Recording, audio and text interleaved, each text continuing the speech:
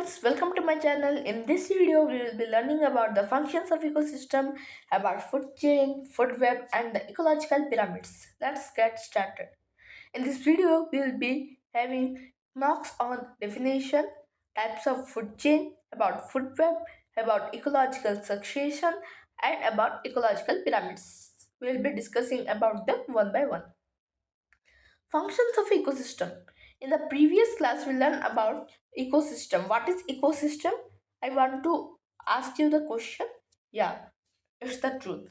Ecosystem means when it is the relationship between the living organisms and their surroundings. Here it is written the process of taking nutrients for food and utilizing by an organism. Organisms are capable to derive the nutrition from different resources in our surroundings. Is not it? Next, how many types of functions are there? Let's see the primary function, the secondary function, and the tertiary function. We'll be discussing about them later. Here, the above definition tells about the nutrition.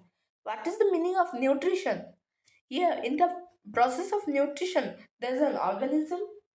It will derive its nutrition or it will take food and then by its body parts it will be utilized in the form of glucose, protein or fat or etc. or in any other complex form or simple form.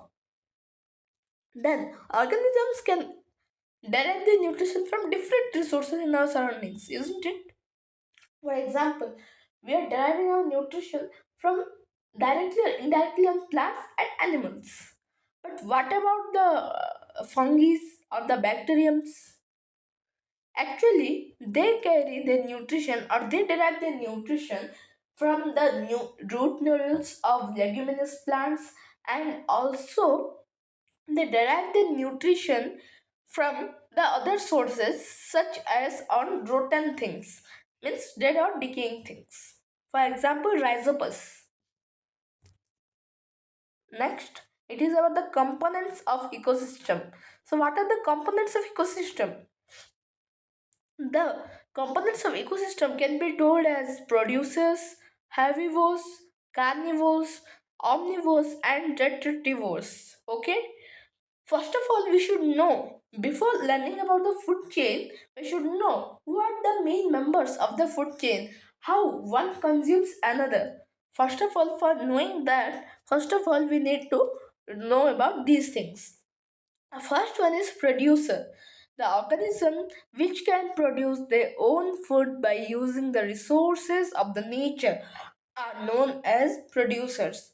The organisms here written that can produce their food by own. For example, you can take plants. Plants won't depend on any other things to make their food or to derive their nutrition.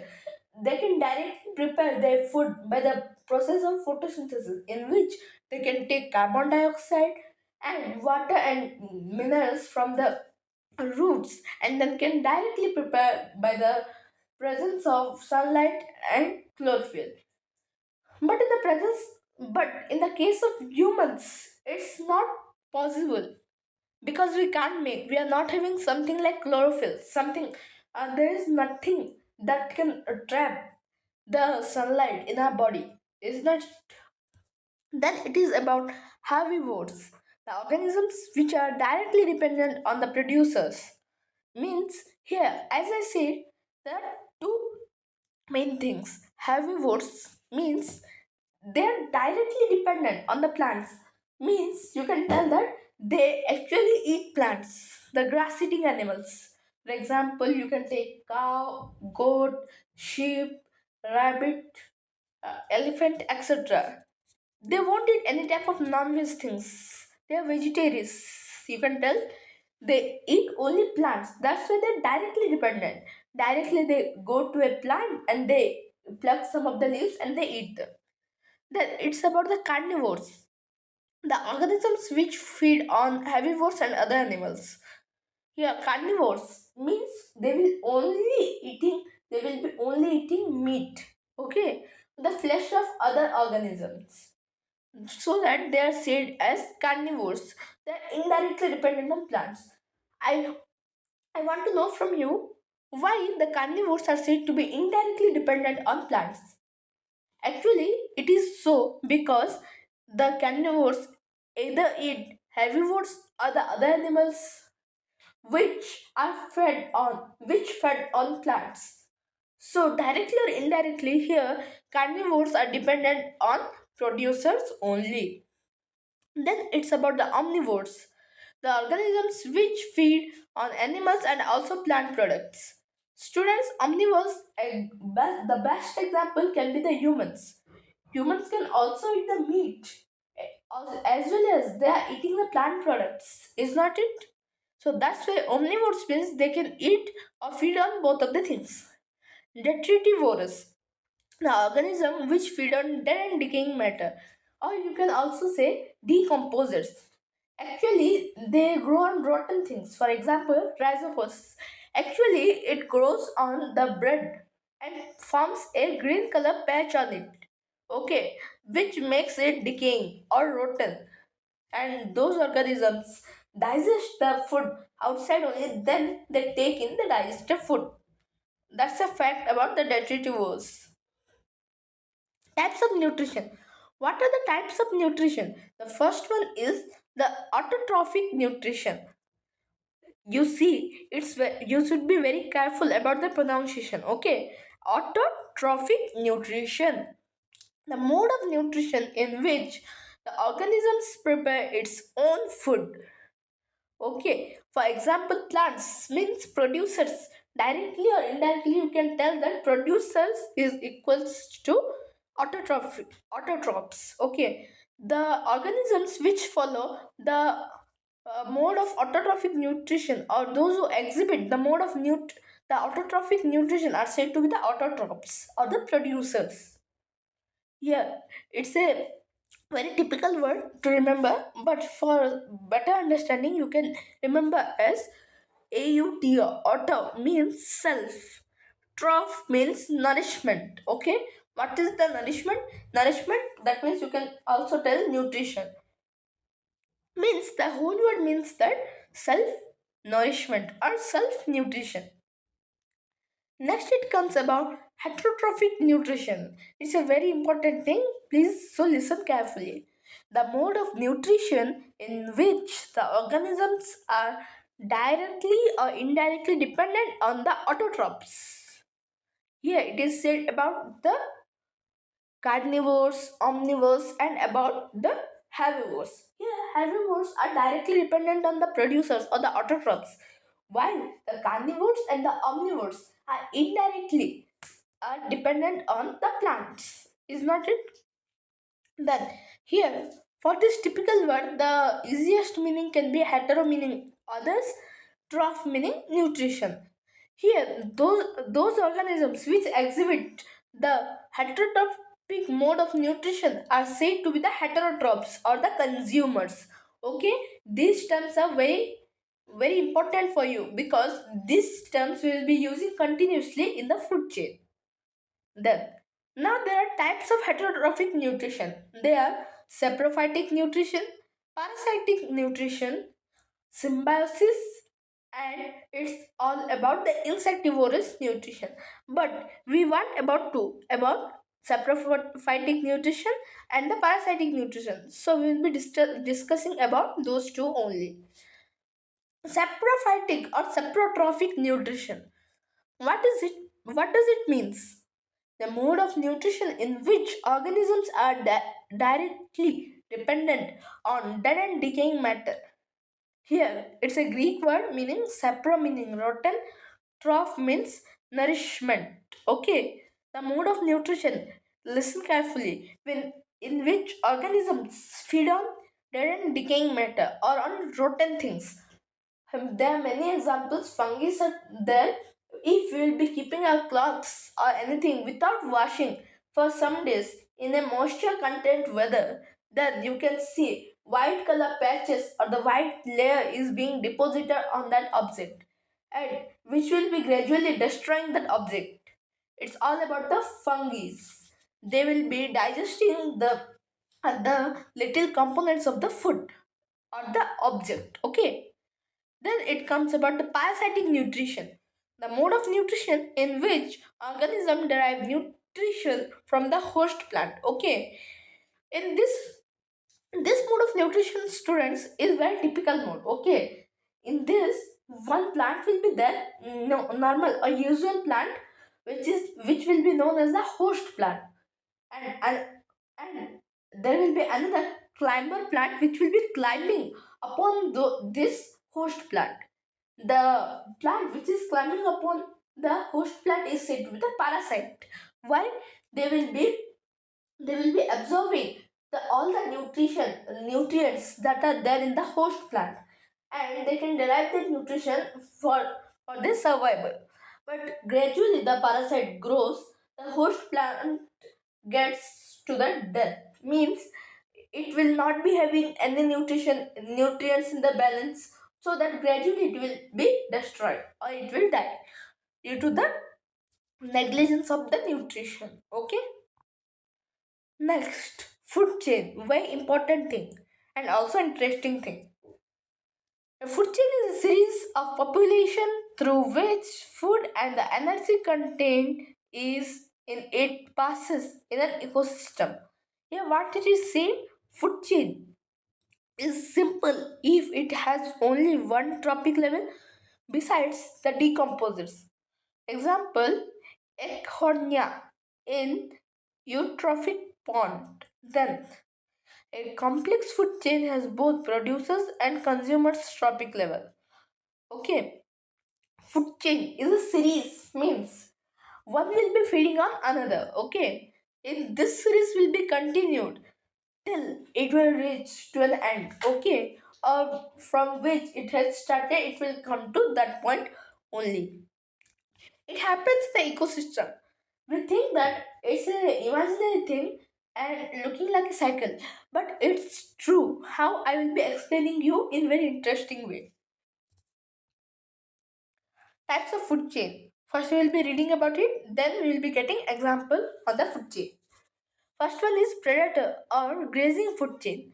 The grazing food chain begins with the photosynthetic fixation of light, carbon dioxide, and water by plants that produces sugars and other molecules. Students, this is all about the thing which you read in your previous classes. Just it will be starting from the photosynthesis. You know, photosynthesis, the light is captured and carbon dioxide is also exchanged with oxygen. Then saprophytic or detritus food chain. Detritus food chain is the type of food chain that starts with dead organic materials. The dead organic substances are decomposed by microorganisms. The organisms that feed on dead organic matter or detritus are known as detritivores or decomposers. We learned about this. Then these detritivores are later eaten by predators. In the detritivores food chain, the excreted product by one organism is utilized by another organism. Students, this type of food chain is total depends upon one and other organism. It does not depends on the producer. Okay, one it is totally dependent on the decomposition. One will be decomposing something, then it will create the other things. Then another organism will still start decomposition of the excreted product. Like that, this food chain continues. Then here you can see there is an interesting picture. For example, I want to ask you which type of food chain is this? Yeah, you are true. It's all about the grazing food chain. Okay, you can see here first it started from the plants. Then plants were then if you will be starting from the bottom, it will be better. Here, eagle feed on the insect. Okay, sorry, snakes. Then snakes feed on rats. Then rats feed on grasshoppers. And grasshopper again feeds on the plants. Here we can tell that the eagle is not having any combination or any relationship with the producers or the plants. But here you can see the if the rat or the snake will not eat rat, and if the rat will not eat grasshopper, then they can't exist. And if they can't exist, how the eagle will getting food? You just imagine about that. Yeah, first step, the grasshopper eat the plants. Yeah. Second, the mice eat the grasshoppers. Third, the snake eats the mice. Fourth, the eagle eats the snake. When the hawks die, fungi breaks the bodies into the bodies down and turns into nutrients. Students, here another function is also there, which is invisible for here, but you can imagine that when these eagles will die, then what will be their what will happen with their bodies? They fall somewhere, then the microorganisms will slowly start decomposing them, and gradually they will decompose the whole body and break down them into simpler substances. The nutrients, along with sun and water, cause the grass to grow. Okay, here the decomposed body of the hawk will be again utilized as organic matter to grow again the producers. So, all of them are directly or indirectly dependent in the food chain. Here is another example. It's about the detritus food chain. Here you can see it is the dead leaves, means dry leaves. It's eaten by wood loss. You know, wood loss is a small insects. It will slowly decompose the dead leaves. Then the wood loss is the favorite food of blackbird. Do you know? Then food web. After food chain, another interesting matter comes to our mind. It's about the food web. There are unique interactions and relationships which are involved in the transportation of energy. The energy once produced and captured is distributed through the various living organisms. This transfer of energy is termed as the food web. Students, accept these all sentences. I will be telling you a simple sentence to describe the food web. Okay, the simplest sentence is food web is consisting of many interlinked food chains. Okay, or else you can tell food web is formed when a number of food chains interact with each other. Let's see how. Here's an example for you. You see, we can't describe it very easily because it's not a food chain. It is not going in a sequence. You can see. First of all, it started with tree. Tree is eaten by deer and then grasshoppers and also mouse. Then mouse is eaten by snake and also eagle. Then grasshopper is eaten by frog. Then deer is eaten by the snake. And eagle is eaten by, sorry, the snake is eaten by the eagle. And frogs are also eaten by the eagle. So everyone here has depend or reliance on the producers only. Ecological pyramid. What is ecological pyramid? It's very tough word to pronounce, but still it's a very good topic. Okay, so listen carefully. An ecological pyramid is a graphical representation of relationship between the different living organisms at different trophic levels. Charles Alton developed the concept of pyramid of numbers.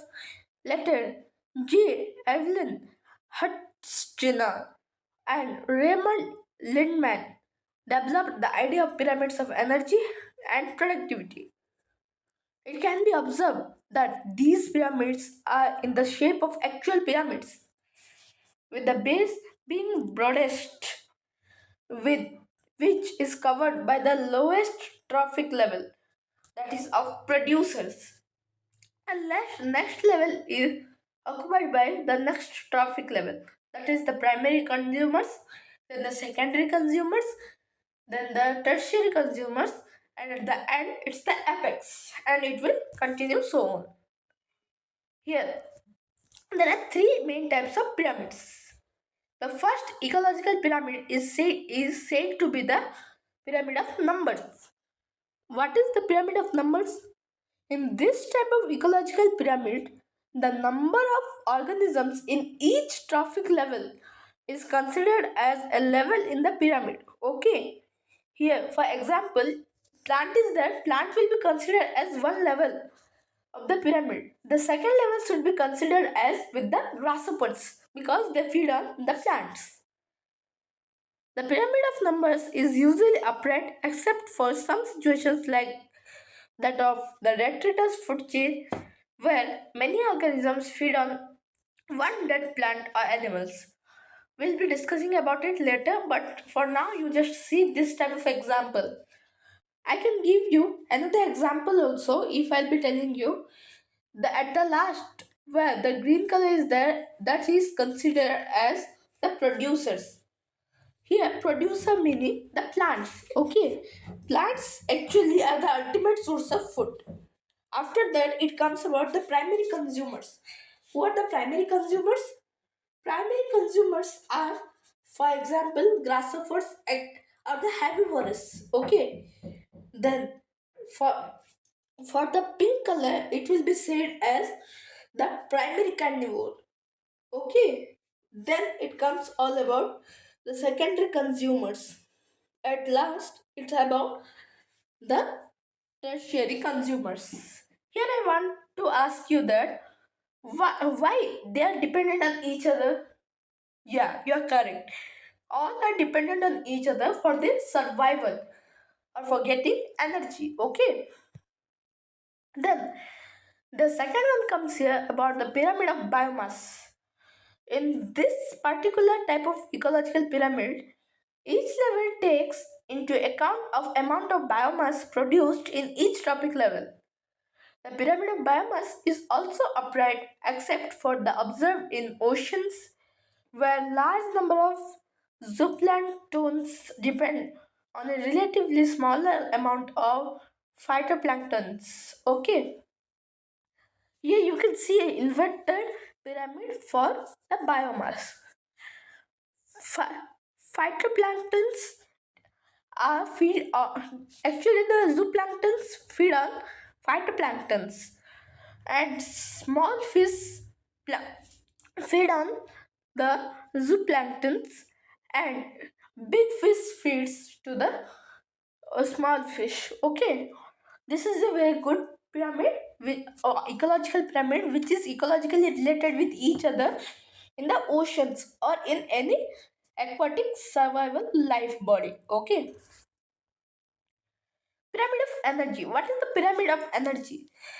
Pyramid of energy is only type of ecological pyramid which is always upright as the energy flow in the food chain is always unidirectional.